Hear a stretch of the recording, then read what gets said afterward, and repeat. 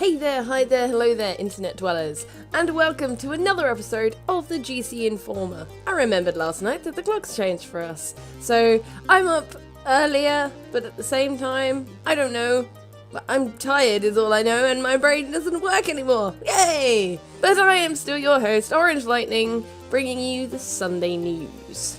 So, let's get right into it. So, starting off with something that's not actually a game, but a popular Netflix series Stranger Things has seen its season 2 launch in time for the spooky Halloween weekend. And there are already memes and stuff popping up all over the place, so if you wanted to watch it, I'd hurry. But due to the massive success of the first series, and now the second series proving to be just as popular, there are some little things popping up here and there. In particular, Minecraft have released a skin pack of the original character list from Stranger Things Series 1. Yes, if you are a Minecraft Windows 10 user and have £2.50 to spare or $3, you can pick up the Stranger Things skin pack, which I think is awesome. But I don't fit into this category. But it is a pack that contains all the skins for the main characters, lots of wonderful 80s fashion, and apparently some skins for the monsters as well. There's over 50 skins, so there's definitely plenty to choose from. And it does beg the question though about paying for the skin pack, you know, when skins have never really been few and far between in the Minecraft universe. And there are a number of fan-made Stranger Things skins as well, so up to you if you want to go and search for your favourite character or look for some skins that you really want to use. I think this would be more awesome if it was something like the Mario pack that came up for the Switch version of Minecraft. If they'd done like a whole world or something and like a level-based thing that was all Stranger Things, that would be amazing.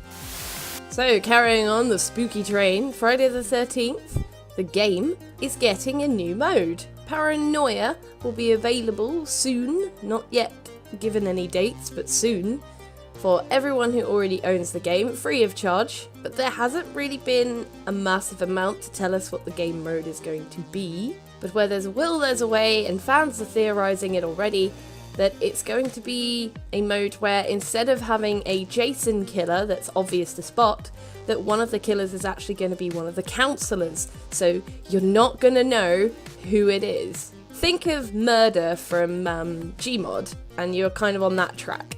Sounds good if that's what this mode is, and I think it's going to make for some great play, but also some great viewing as well if you watch people streaming it, because I imagine groups of friends are going to have amazing fun trying to figure out which one of them's the killer, who's lying, who's giggling, all that sort of stuff. And the theory does have ground. It's based off of the trailer and also from the Friday the 13th 5th installment, so could definitely be right. I like that. I kind of want to try it now. If you are suddenly interested like me, it is currently 50% off in the Halloween sale on Steam, so maybe it is worth rallying the troops and seeing what this is like. Let the salt fly. World of Tanks has been proving itself epically popular, and as a result, the question has been asked if there's going to be a sequel on the cards. Regional Publishing Director Alex DeGiorgio, like saying that, I hope it's right, confirmed at PAX Oz that no, there wouldn't be a sequel, or there's no plans for a sequel, because instead they are fully dedicated to focusing on updating and improving the current World of Tanks rather than making a second one. Giorgio explained that it's the constant evolution that's been the hallmark of the game, so a sequel wouldn't really make any sense. And Wargaming are not the first to take this stance. It is also reflected in Psyonix's response to a Rocket League 2, as well as the popular PUBG.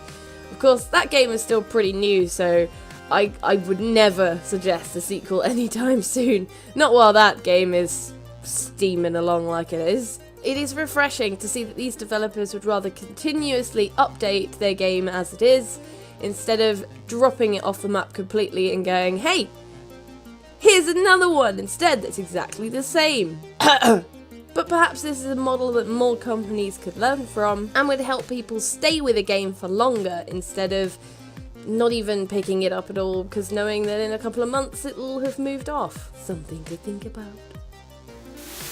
Staying on the subject of sequels though, a game that I was very interested in when it was first announced, and did actually make me even consider an Xbox One, Sunset Overdrive. A game with a very unique and quirky flavour, quite different to a lot of other titles that came out exclusively for the Xbox One, has been touted at possibly getting a sequel. Studio founder and CEO Tim Price has acknowledged fan cries for a potential sequel to the game, and while he has not confirmed that it is certain, has said that he would very much like to, but only if there is a publisher who is willing to take on the task. Price has said that we would need a partner for that. It is a very big game, but it is something that he knows a lot of fans want to see. So originally Microsoft was the publisher for Sunset Overdrive, which would explain why it was exclusive to the Xbox, but Insomniac do still hold the keys to the IP, so in effect it's still down to them what happens to it.